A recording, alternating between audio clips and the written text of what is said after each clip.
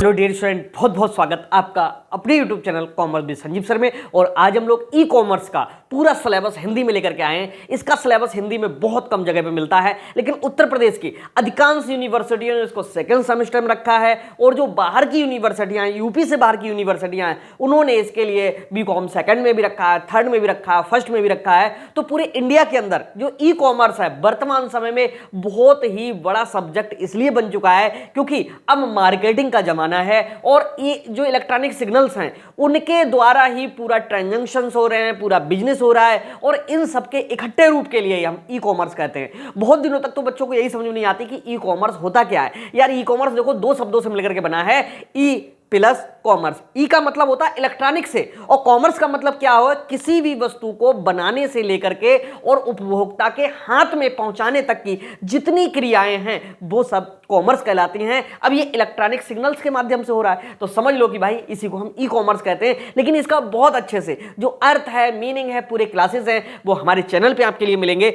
और paid class में जो लोग ज्वाइन है, टेंशन ना लें, चाहे पेपर आपका एमसीक्यू बेस्ड आए, चाहे आपका थ्योरिकल बेस्ड पे आए, आपके लिए बेहतर कंटेंट मिलेगा। हमारे यहाँ पर पूरी एक्सपर्ट टीम लगी हुई है, क्योंकि कई यूनिवर्सिटियों ने इसको एमसीक्यू बेस्ड कर दिया है। तो एमसीक्यू के बहुत ही अच्छे तरीके से पीडीएफ नोट्स तैयार हो रहे हैं, और जो थ्योरी वाले हैं उनके थ्योरी के तैयार हो रहे हैं। तो घबराने की कोई जरूरत नहीं है। और जो लोग ज्वाइन करना चाहें 9719811101, ओके, ऑफिस का ये व्हाट्सएप नंबर है और यहां से आप जुड़ सकते हो। बात करते हैं हम ई कॉमर्स के सिद्धांत की। सिद्धांत का मतलब क्या होता है? सिद्धांत का मतलब होता है, जैसे गांधी जी के सिद्धांत याद कर लिया करो। उन्होंने सत्य अहिंसा के पुजारी थे, ये उनका अपना सिद्धांत है। जीवों पर दया करना उनका सिद्धांत था। तो सिद्धांत होता क्या है? जब कोई भी व्यक्ति, कोई भी वस्तु, कोई भी विषय अपने नियमों के लिए स्पष्ट करे, वही चीज उसकी क्या होती है? सिद्धांत होते हैं। तो यहां पर जो ई कॉमर्स के सिद्धांत हैं, यानी ई कॉमर्स को पूरा समझने के लिए कौन कौन सी बातें हैं, कौन कौन से नियम हैं, वही क्या है? सिद्धांत हैं। अब आइए यहां पर हम इसके पूरे सिलेबस के लिए हिंदी में बताते हैं। छोटा सा सिलेबस है, और इसको अगर आपने वर्ड बाय वर्ड जो मैं बता रहा हूं वो तैयार कर लिया, समझ लो कि पूरा का पूरा पेपर में फुल मार्क्स गारंटेड मिलेंगे। कोई एक ऐसा प्रश्न नहीं होगा, अथवा वाले भी पड़े हुए आएंगे और एमसीक्यू वाले होंगे तो वो भी आएंगे। जहां से मैं लॉन्ग बताऊं वहां से ज्यादा एमसीक्यू आएंगे, जो मैं शॉर्ट में बताऊं वहां से कम एमसीक्यू आएंगे। और पूरा सिलेबस मैं हिंदी में समझा रहा हूं। सबसे पहला है, पहले नंबर पे आप तैयार करोगे ई कॉमर्स का अर्थ, आवश्यकता, विशेषताएं, ओके, महत्व व वर्तमान स्थिति। यहां से आपके लिए एक लॉन्ग क्वेश्चन मिलेगा, और एमसीक्यू कम से कम नहीं तो 5-6 एमसीक्यू पहले चैप्टर से ही आपके लिए 100% मिलेंगे। ओके, और ये आपका लेटेस्ट सिलेबस है एनईपी 2020 के बाद, और ये 2023 के लिए सिलेबस है। ओके, तो इस पे लग जाइए। जो मैं बता रहा हूं इसके अलावा एक भी शब्द आपको पढ़ने की जरूरत नहीं पड़ेगी। और इसके बाद में जो दूसरा लॉन्ग क्वेश्चन आपके लिए ये भी मिलेगा यहां से, और यहां से एक लॉन्ग के साथ में अगर शॉर्ट भी आ गया तो कोई बड़ी बात नहीं है। यानी पहले चैप्टर से 2 क्वेश्चन मिल सकते हैं, और कम से कम नहीं 7-8 एमसीक्यू, अगर एमसीक्यू बेस्ड परीक्षा होती है 7-8 मिलेंगे। दूसरे नंबर पे ई कॉमर्स के प्रकार, ई कॉमर्स के प्रकार व मॉडल्स। मॉडल्स कहते हैं हम बनावट के लिए। ओके, यहां पर ई कॉमर्स के प्रकार व मॉडल्स में यहां से भी लॉन्ग क्वेश्चन आएगा, क्योंकि ई कॉमर्स के प्रकार ही सबसे ज्यादा मेन है, और प्रकारों में ही सबसे ज्यादा पूछा जाएगा। क्योंकि जिस बच्चे को अर्थ और प्रकार पता चल गए तो समझ लो उसके लिए बड़ा पार्ट पता चल जाएगा। ओके, तो यहां से भी आपको काफी कुछ पढ़ने के लिए मिलेगा, क्योंकि इंग्लिश में सिलेबस पीडीएफ हर कॉलेज प्रोवाइड करा देता है, हिंदी में उसको समझना थोड़ा सा मुश्किल होता है। और इसके बाद में ई कॉमर्स के व्यापार मॉडल भी करके आ सकता है। ई कॉमर्स के व्यापार मॉडल, ठीक है, व्यापार मॉडल कौन कौन से हैं ये भी आपसे पूछा जा सकता है। और यहां से लॉन्ग क्वेश्चन ही 100% मिलेगा।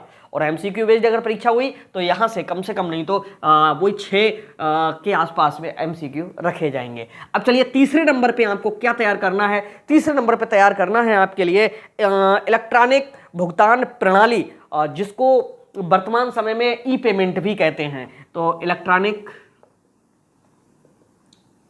भुगतान प्रणाली, यहां से जो गूगल पे, फोन पे, पेटीएम है, ई ट्रांजेक्शन्स हैं, ठीक है, ये सब आते हैं। ई पेमेंट के नाम से भी प्रश्न बन सकता है यहां से। और ये जो प्रश्न है इलेक्ट्रॉनिक भुगतान प्रणाली, ये बहुत इंपॉर्टेंट है, यहां से 100% आएगा और यहां से शॉर्ट क्वेश्चन आने की पूरी पूरी संभावना है। अगर लॉन्ग में आया तो यहां से नहीं आएगा, ठीक है, मॉडल्स से, तो यहां से रखा हुआ होगा। सिलेबस ही लगभग में 33% सिलेबस यहीं से हो चुका है। और आइए चौथे नंबर पे आपको जो तैयार करना है वो इंटरनेट और वाणिज्य, यहां से शॉर्ट आएगा इंटरनेट एवं वाणिज्य, जिसको हम कह सकते हैं,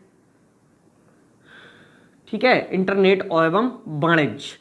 इंटरनेट किसे कहते हैं? इंटरनेट दो शब्दों से मिलकर के बना है, इंटर प्लस नेट। इंटर माने प्रवेश करना, नेट माने जाल। जब कंप्यूटरों के जाल में हम प्रवेश करते हैं तो इसी को हम इंटरनेट कहते हैं। और परिभाषा कैसे लिख के आओगे कि कई कंप्यूटरों को जोड़कर बनाया गया नेटवर्क इंटरनेट कहलाता है। तो सबसे सरल तरीके से हमारे चैनल पे आपके लिए सारा का सारा कंटेंट मिल रहा है, और इसके बावजूद भी मौका अगर गवा दो तो ये जिम्मेदारी तुम्हारी बनती है। ओके, हमारी ओर से कोई कमी नहीं रहेगी। जिन लोगों ने भरोसा किया है उनका टूटने नहीं पाएगा। जैसे पिछले सेमेस्टर्स हुए थे, एकदम हर स्टूडेंट्स के जबान पर एक ही चैनल का नाम आ रहा था हिंदी मीडियम में, और वो भी कॉमर्स विद संजीव सर। और उत्तर प्रदेश में तो तहलका बहुत ज्यादा मचा हुआ है अपने चैनल का। तो चलिए अगला है, बहुत ज्यादा पूछा जाता है ईडीआई करके, बहुत ज्यादा लॉन्ग क्वेश्चन पूछते हैं इसके लिए। 5वें नंबर पे आपको तैयार करना है, ईडीआई के नाम से आता है ये, ईडीआई, जिसको हम कहते हैं इलेक्ट्रॉनिक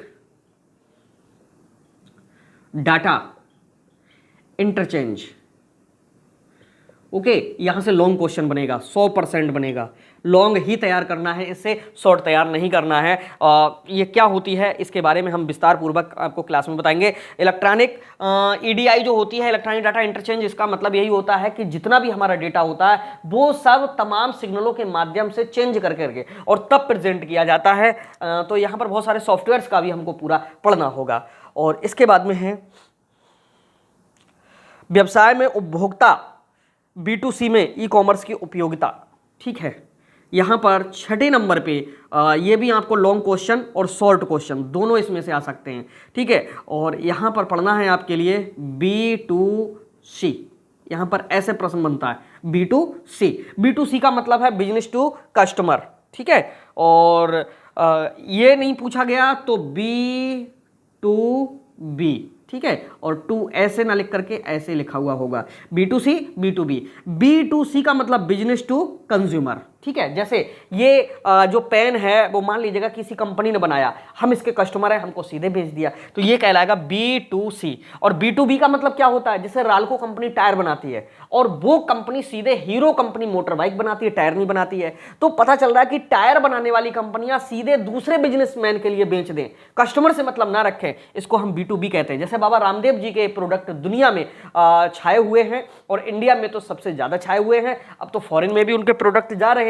तो उनमें आपने जरा ध्यान से देखना, बहुत सारे ऐसे प्रोडक्ट हैं जिनमें मैन्युफैक्चर्ड बाय कोई और होता है और मार्केटेड बाय पतंजलि होता है। तो वो मार्केटेड बाय पतंजलि का मतलब है कि किसी दूसरे निर्माता यानी बिजनेसमैन ने दूसरे बिजनेस के लिए बेच दिया, तो वो कहलाएगा B2B। ओके, और यहां से लॉन्ग और शॉर्ट दोनों में से 100% मैंने यहां लिख दिया। अगर ना आए तो उसी दिन चैनल थम डिलीट कर देंगे। ओके, और आगे शासन में ई कॉमर्स की उपयोगिता, ई गवर्नेंस मॉडल, शासन में ई कॉमर्स की उपयोगिता। चलिए 7वें नंबर पे शासन में ई कॉमर्स की उपयोगिता, यानी क्यों है ये महत्वपूर्ण, इस बात के लिए पढ़ना है शासन में ई कॉमर्स की उपयोगिता एवं ई गवर्नेंस। ठीक है, मॉडल, ई गवर्नेंस मॉडल। ठीक है, बहुत इंपॉर्टेंट है ये। और इसके बाद में है ई कॉमर्स की सुरक्षा और कानूनी बातें, ई कॉमर्स को कैसे सुरक्षित रखा जाता है। 8वें नंबर पे सिर्फ 8 ही पॉइंट आपके लिए देंगे, इन्हीं में पूरा सिलेबस आपको तैयार है, पूरा पेपर इसी में से मिल जाएगा।